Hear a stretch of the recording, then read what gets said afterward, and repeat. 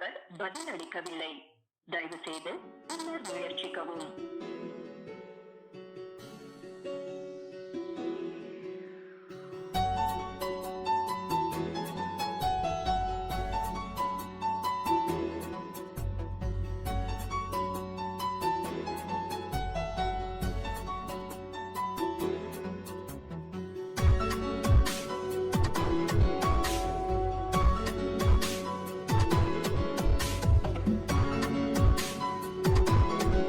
எல்லோரும் பணத்தை போட்டு பிஸ்னஸ் பண்ணணும்னு நினைக்கிறாங்க.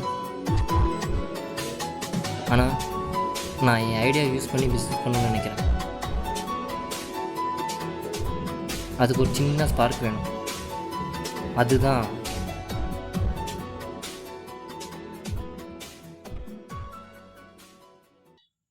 எந்த பக்கம் காணும் போதும் வானம் ஒன்று நீ. சொல்லு. எங்கள் வீட்டில் ரொம்ப ப்ரெஷர் பண்ணுறாங்க மேரேஜ் பண்ணிக்க சொல்லி. என்னால் முடியலை, ஆனால் நான் தாங்குவேன். உனக்காக நீ நினச்சது பண்ணு. உனக்காக காத்திருப்பேன். ஏண்டி தயக்கமா காதல் ஒன்று சொல்ல கவிதை என்று பாடிக்கொள்ள நானும் உந்தன் அருகில் நிற்க இன்னும் ஏண்டி தயக்கமா. எந்த பக்கம் காணும் போதும் வானம் ஒன்று. சொல்கிறா மச்சான். எங்கடா இருக்க? பஸ் ஸ்டாப்பில் ஒரு ஐடியா சொன்னேன்ல, நான் டெவலப் பண்ணேன். நான் ரொம்ப கஷ்டம்டா அந்த யூனிவர்சிட்டியில் பேசுகிறது. இதுக்கு தாண்டா நான் அப்போயே சொன்னேன், பேசாமல் நீ என் கூட ஹெச்ஆராக ஜாயின் பண்ணியிருந்தா என்ன லைஃப் செட்டில்.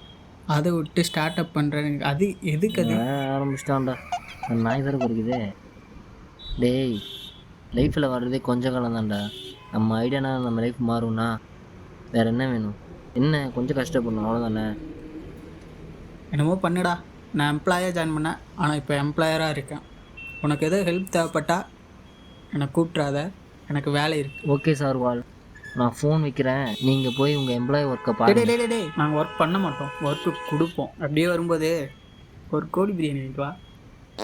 டேய் சக்தி கோழி குஞ்சு, வீட்டுக்கு வந்து பேசிக்கிறேன். போன வீடா டோமரு. வெளியில் போகிற ஓனான வேட்டிக்குள்ளே விட்ட மாதிரி இவன் வேற ஆனவனே என் வாழ்க்கையில் வந்துடுறான்டா.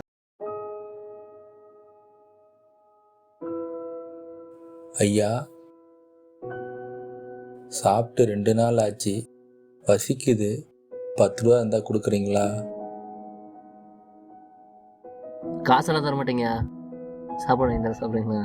மகராசம்பா, எல்லாம் இருக்கணும். வாங்க போகலாம்.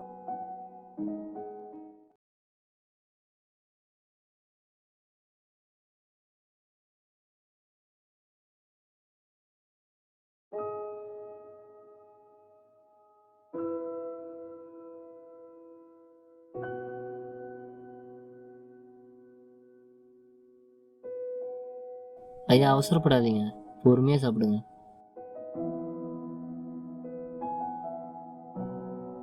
பசின்னு வந்த எனக்கு சாப்பாடு போட்ட நீங்கள் நல்லா இருக்கணும். பிள்ளைங்க நீங்கள் நீண்ட ஆயுளோட நல்லா இருக்கணும். ஐயா உங்கள் பசங்கள் எங்கே இருக்காங்க? நீங்கள் எப்படி தனியாக இருக்கீங்க?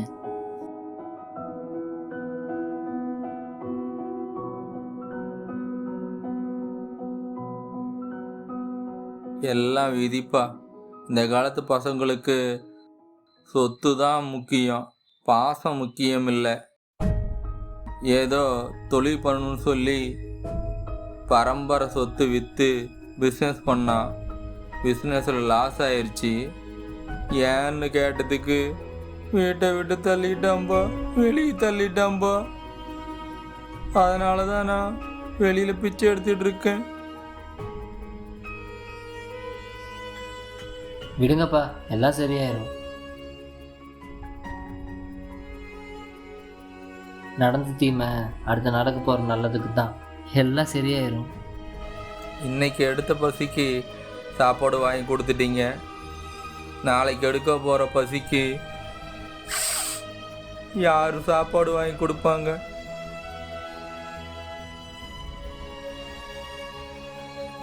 என்னால் ரொம்ப நேரம் நிற்க முடியாது, நடக்க முடியாது, காலெல்லாம் வலி. அதனால தான்.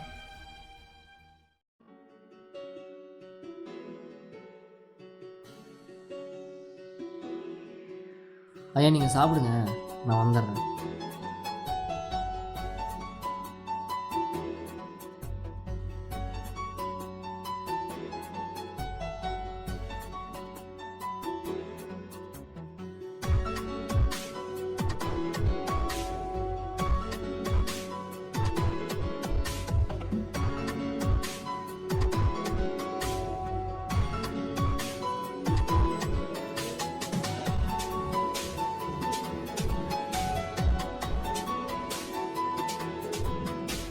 ஐயா வாங்க போகலாம். பார்த்து பொறுமையா.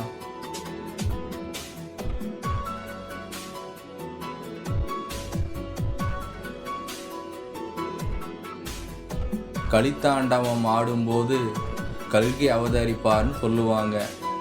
ஆனால் அது புராண கதை தான். எதுவும் மாறாதுப்பா. இப்படியே வாழ்க்கை முடிஞ்சிடும்.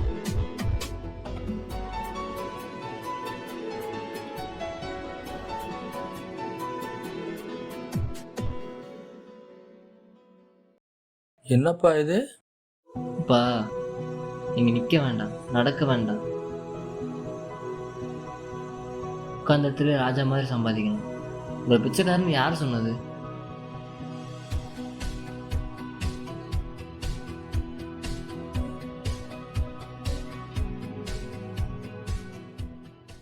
நீங்கள் இப்போலேருந்து ஒரு ஆண்டர்பிரனர். இதுதான் உங்கள் முதல்.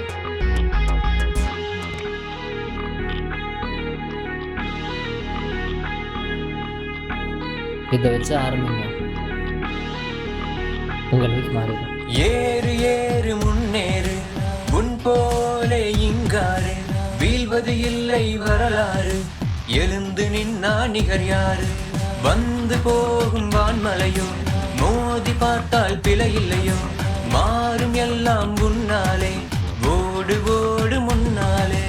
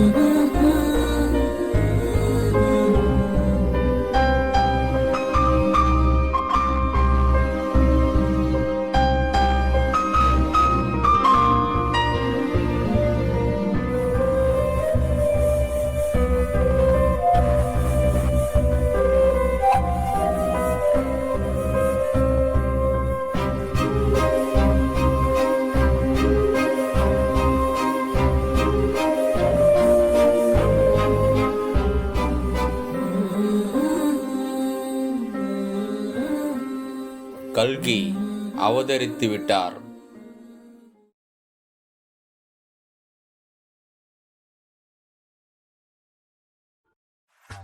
வணக்கம் எவ்ரிஒன், நான் உங்கள் அஸ்வின். நீங்கள் பார்த்து கொண்டு இருப்பது ஸ்டோரி போர்ட் யூடியூப் சேனல். இன்னைக்கு நம்ம எங்கே வந்திருக்கோம்னு பார்த்தீங்கன்னா வசந்தி மெஸ் அப்படிங்கிற ஒரு சாப்பிட்ற இடத்துக்கு தாங்க வந்திருக்கோம். இன்னைக்கு இதுக்குள்ளே போய் என்னென்ன இருக்குது, என்னென்ன ஐட்டம்ஸ் வச்சுருக்காங்க எல்லாத்தையும் டேஸ்ட் பண்ணி பார்க்கலாம் வாங்க. ஃபேஸ் சரியா தெரில, அதெல்லாம் எடிட்டிங்கில் தூக்கிக்கலாம்டா, வாடா.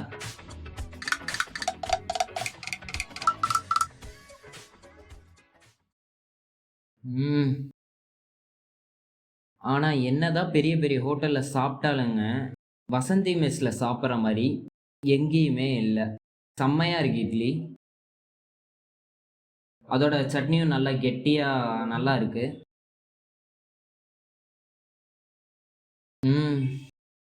ஃபேன்டாஸ்டிக். சீரியஸாக சொல்ல போனால் இது வீட்டில் அம்மா சமைக்கிற மாதிரியே இருக்கு.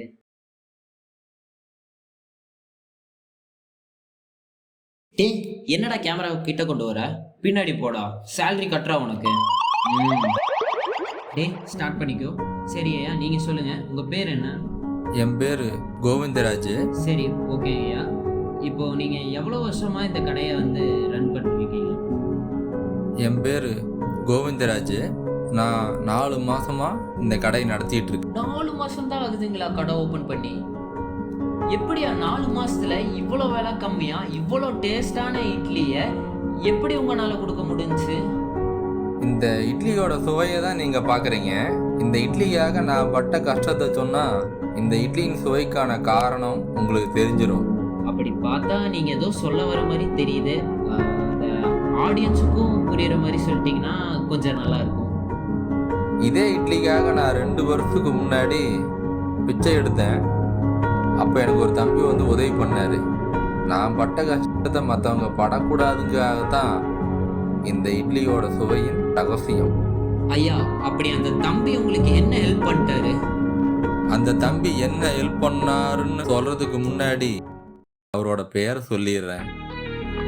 அவரோட பேர் சார், இன்வெஸ்டர் வந்துட்டாங்க, மீட்டிங் ரெடி. ஒரு பிச்சைக்காரனையே தொழிலாளியாக மாற்றின அவர் நேற்றுக்கு எந்த லெவலில் இருப்பார்? அவரோட ஐடியா எவ்வளோ பெருசாக இருக்கும். அதை பற்றி தெரிஞ்சுக்கணும்னா முதல்ல நம்ம சேனல் சப்ஸ்கிரைப் பண்ணிக்கோங்க, லைக் பண்ணுங்கள், ஷேர் பண்ணுங்கள், மறக்காமல் அந்த பெல் ஐக்கானை ப்ரெஸ் பண்ணுங்கள்.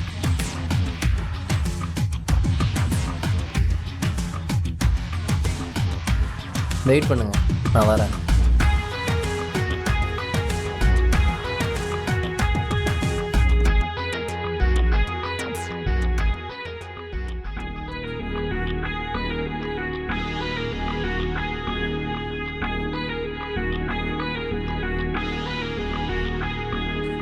ஏறு ஏறு முன்னேறு, உன் போலே இங்காறு, வீழ்வது இல்லை வரலாறு, எழுந்து நின்னா நிகர் யாரு, வந்து போகும் வான்மலையோ, மோதி பார்த்தால் பிழை இல்லையோ, மாறும் எல்லாம் உன்னாலே, ஓடு ஓடு முன்னாலே.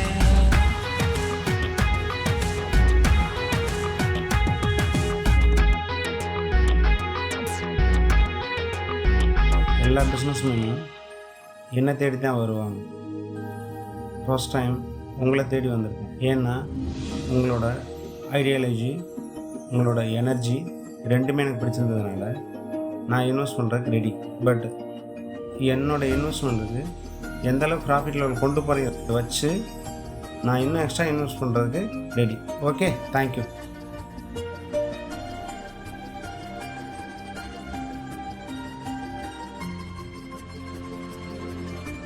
தேங்க்யூ.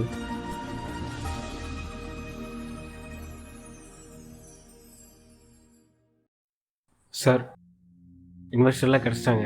நீ எல்லாம் முடிஞ்சதானே சார்? முடிஞ்சதா? இப்போ இருக்கிற சிவா தானே உனக்கு தெரியும். 5 வருஷத்துக்கு முன்னாடி இந்த சிவா உனக்கு தெரியாதுல்ல. தம்பி, உன் ஐடியாலாம் புரியுது, உன் ஐடியா கொஞ்சம் நல்லா தான் இருக்குது. அப்படி இருந்தாலும் ஷூரிட்டி கேரண்டி இல்லாமல் என்னால் லோன் தர முடியாதுப்பா. உன்னெல்லாம் யாரையா உள்ள விட்டா? ஷூரிட்டி இல்லை, எந்த விதமான செக்யூரிட்டி இல்லை. எந்த தைரியத்தில் நீ எல்லாம் லோன் கேட்டு உள்ள வர? வெளில போயா? உன் ஐடியா ப்ராஜெக்ட் வேல்யூ சூப்பராக இருந்தாலும் எங்கள் சைடு நாங்கள் கொஞ்சம் யோசிக்கணும்ல. பேங்க்கில் எப்படின்னா ஷூரிட்டி கேரண்டி இல்லாமல் லோன் தரமாட்டாங்க. சாரிப்பா.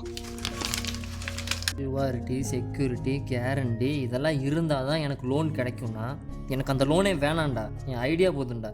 எவ்வளோ பெரிய தடை வந்தாலும் என் ஸ்கில்லை வச்சு உடைப்பேன்டா.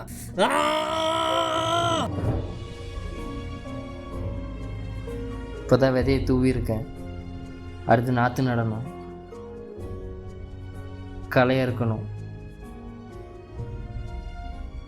அறுவடை பண்ணணும், அடுத்து விவசாயம் பண்ணணும். இதுதான் ஆரம்பமே.